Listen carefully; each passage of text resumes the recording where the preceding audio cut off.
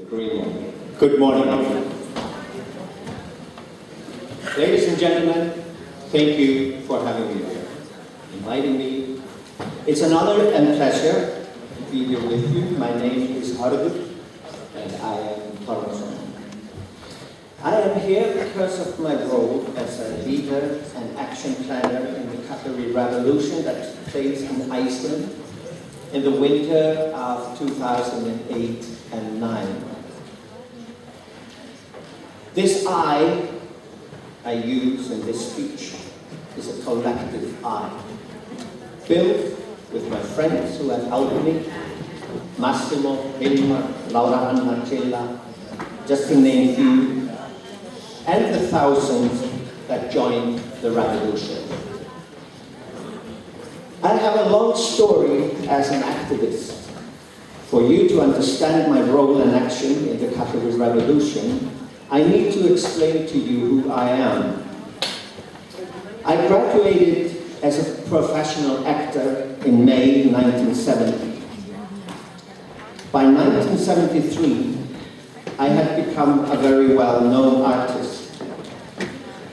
I had recorded 2 long-play records with my own songs. I was acting in films, on stage, performing in television and in radio, doing concerts, directing in theater, and I was a photo model. My future looked very bright, and mainly because I was doing what I was told to do. But where the sun shines, there are shadows. I was gay. I was told never to talk about it in public because that would destroy my career. At the same time, I knew about gay people being beaten up on the streets and even attacked in their homes, fired from work or thrown out from the places they rented, from restaurants and public places, and even denounced by their own family if anyone found out they were gays. And I knew of gay men who committed suicide. In 1971, I had spent a few months in Copenhagen studying and working in political theater. And there, I soon came in contact with a Scandinavian gay organization. And both in their library and talking to members, I learned about the history of gay people in Europe. It was inspiring. I wanted a gay organization to be established in Iceland as well. Time went by, and all I did was talking about equality for gay people, not understanding that it takes more than words to make a dream come true. In August 1975, I stepped forward in an interview, becoming the first openly gay man in my country. Doing so, my life changed dramatically. Almost overnight, I became persona non grata. Suddenly, there was nothing for me to do in the theater or elsewhere. It was like I never existed.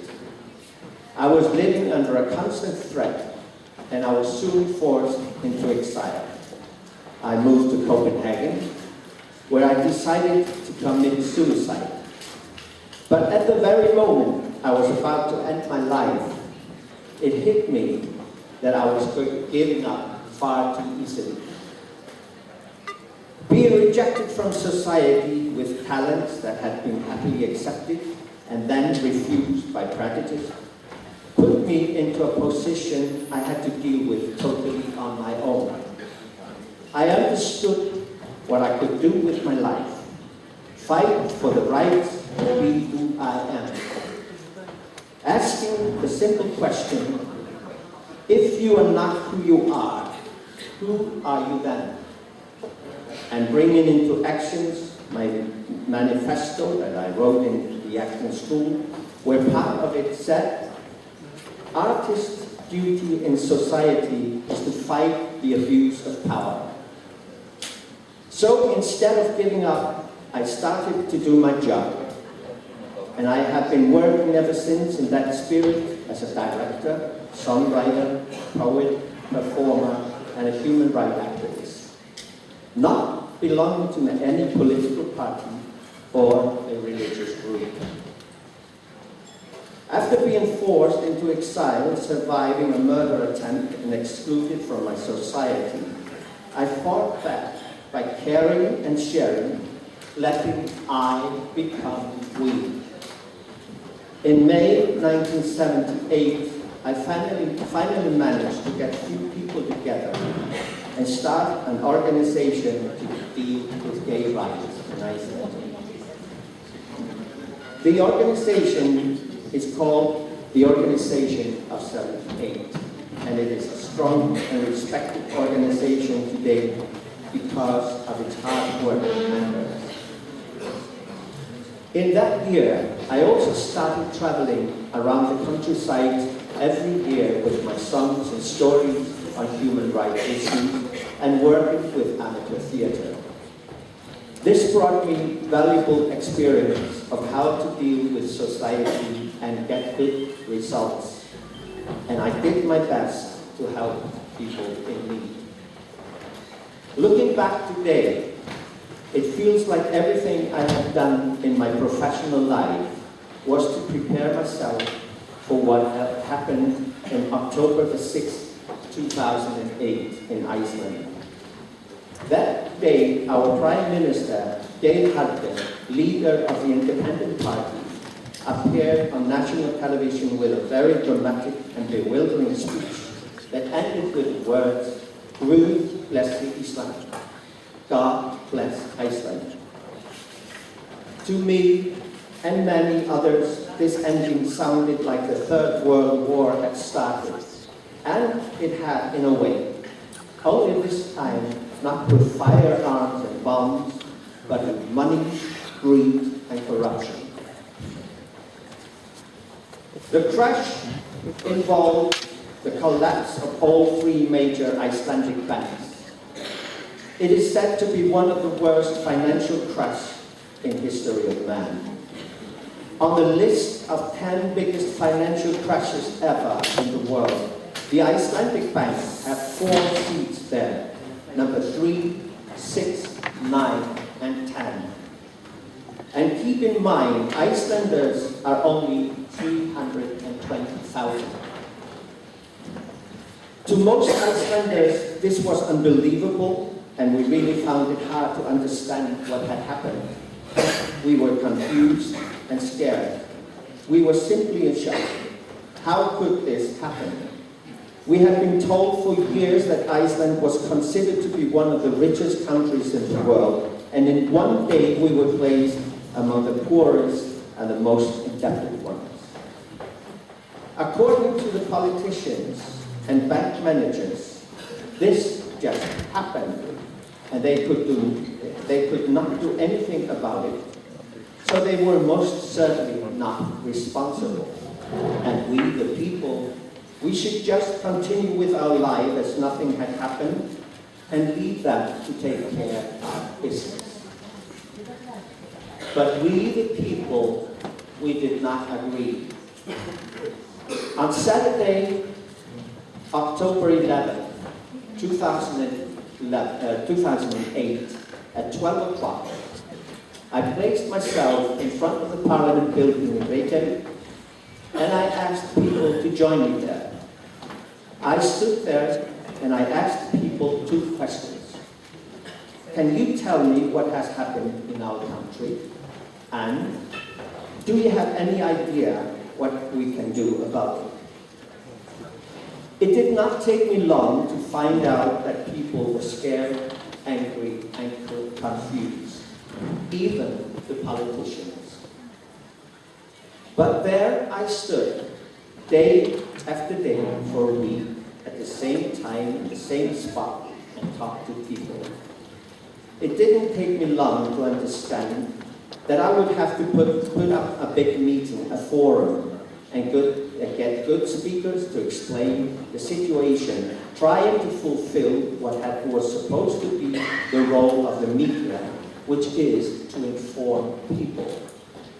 The media was not doing it, since it was and still is mostly operated and owned by political parties and their friends, and preoccupied primarily to protect their interests and honor.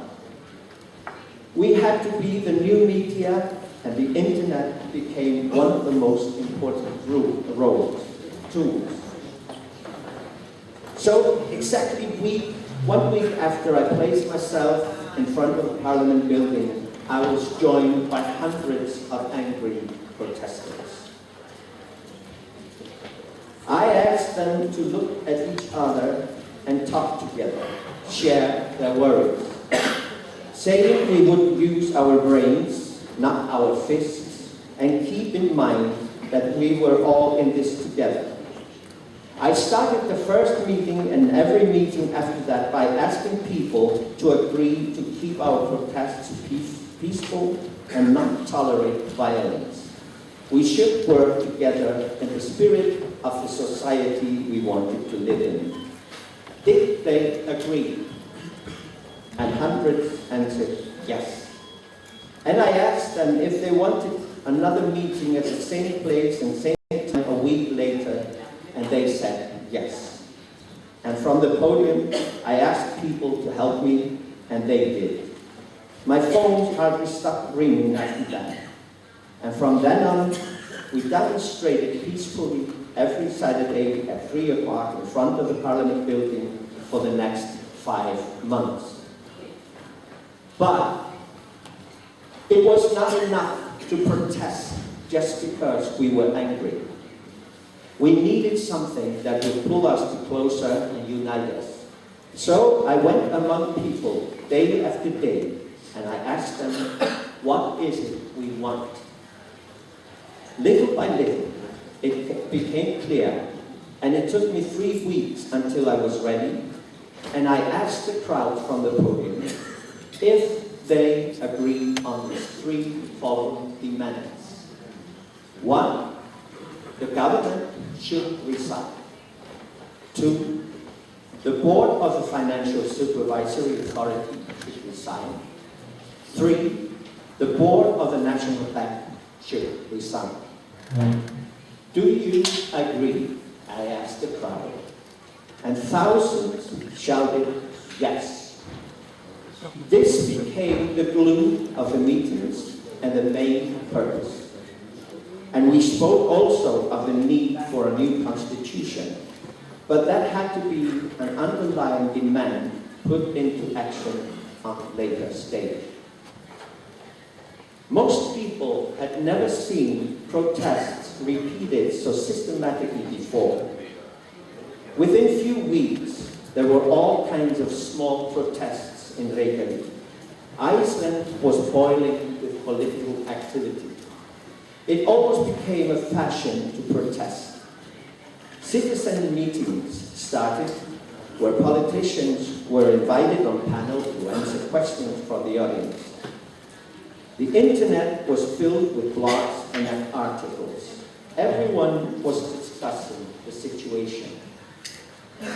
But the Icelandic media and most of the politicians ignored us. The Prime Minister even bothered to call us protesters idiots, and that upset many people. To me, that was a sign of irritation, so at least we were getting to that. We started writing letters to the ministers, asking for meetings with them, and we met up with our demands written, and we clarified our claims to them so they could never make an excuse saying they didn't know what was going on. Results are difficult to obtain, and in the second week of December, after 2 months of protests meeting, it looked like the most people had lost interest in protesting. People stayed away and they were discouraged. The parliament members even dared to take holidays like nothing had ever happened. The situation did not look good.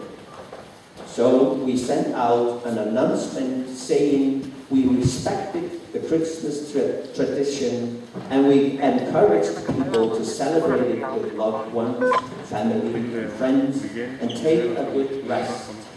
But we would stand there on both Saturdays as the representatives until they were ready to come back right after Christmas. And they did, by thousands, on December 27th. On December 13th, less than a meter away from the Parliament building, in front of less than 50 people, I made a very short speech. But right after that speech, a guard came to me and asked me to move away from the house to the other side of the street. I asked him, why? He looked at me. He told me that my speech had annoyed people who were working inside the house. I was very surprised, since I did not speak very loud and long. And I asked him if they heard my speech inside the house, and he said, yes. That meant that the house was badly sound insulated. And there I got an idea. This was what we needed. The idea that I got there was to ask people to meet up in front of the Parliament building on January 20th, when the Parliament members returned from their holidays, and I asked them to bring their pots and pans so the Parliament members would hear us clearly. Now was the time to make ourselves as visible as possible to them. For too many months and weeks, we had been simply ignored.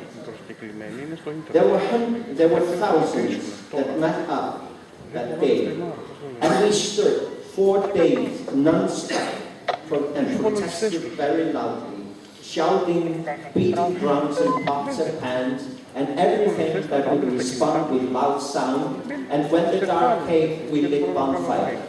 At midnight, we went home to sleep, and we were there again next morning.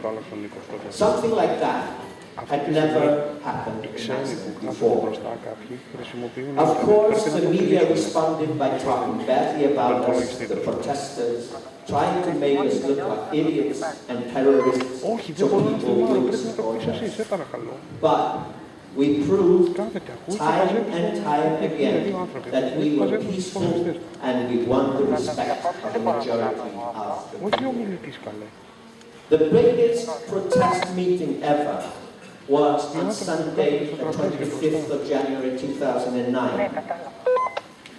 The podium was covered with orange flowers for the people who were in high spirits. On Sunday morning, the 26th of January, the First Minister resigned and took along with him the board of the Financial Supervisory Authority.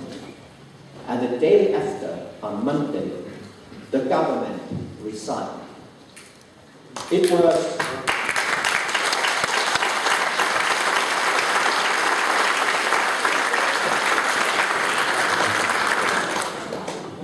a bit different story with the board of the National Bank. They refused. But finally, they were oozed out from the bank 1 month later, on February 26, 2009. All 3 demands of the Hördur Revolution had been met. We proved that the MPs should serve us, the people, not the other way around. This was a great demonstration of democracy. This was also time for me to withdraw, and I did. Our Constitution was written by a sleepy civil servant in Copenhagen and imposed on us in 1873 by the Danish king, and was then ratified in 1944 when the Icelandic Republic was established, with the promise of reviewing it as soon as possible. That is 69 years ago. The Act on a Constitutional Assembly was passed by Parliament on 16th of June 2010, stated that a national forum of approximately 1,000 people should be held in good time before elections to the Constitutional Assembly. Every citizen with voting rights could participate in writing the new Constitution, and 500 people came forward, and from them, 25 people were then elected. On January 25th, 2011, following complaints about several faults in how the election was conducted, the Supreme Court of Iceland invalidated the results of the election. The Parliament began the same day with deliberations on whether and how to continue the process, and they decided that those 25 elects would be a part of a constitutional council, and the constitutional change went on. The writing of the new constitution was an incredible experiment of direct democracy. The 25 wrote it under the direct surveillance and advice from all of us, via Facebook, Twitter, emails, and so on.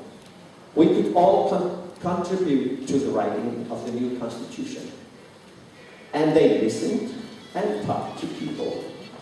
After 4 months of hard work, the new constitution was handed over to the Parliament on July 29th, 2011. On that day, they presented to the Council President of the Parliament the proposal for a new constitution.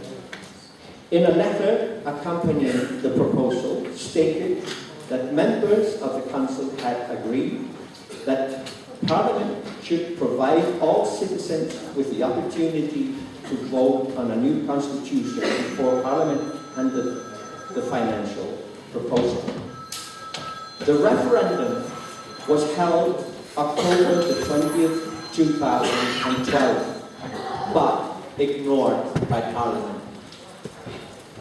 After the Hördur Revolution, we Icelanders have been living almost in constant shock, learning every week about new sides of the corruption. It seems like it's never going to end. Looking back over these 5 years, it is very clear that all major steps in trying to change our society for the better did come from citizens. First, the Hördur Revolution. Second, a new constitution was written. Third, establishing a financial investigator task force in March 2009, led by the investigator in financial crimes, Eva Jolie.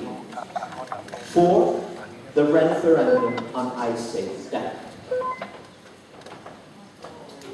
We were trying to be optimistic, but late in the year 2011, it felt like someone was stepping on the brakes. Things slowed down, and the opposition in the Parliament kept most cases on hold. The invisible power was showing its teeth. Today, the power of the money people is stronger than ever, and as a matter of fact, they have fought their way back to power with deceptions and lies. It's very hard to believe, but it is true. Has anything changed in Iceland after the Hördur Revolution? And the answer is yes. The key word is awareness. We are almost back to square one, but this time with more awareness. One thing we have learned already is that we all need to be vigilant and guardians of our own society. Each one of us has the duty to be vigilant. It is a word that does not concede holidays or breaks. Protesting is a way of being vigilant. It must be about sharing and caring for each and every one of us, not just the few. To me, protesting is a form of love and self-respect. We, the people all over the world, ordinary citizens, have started our fight for a better society and a better world with a technology called the internet. Politics will never be the same from now on. Thank you for listening.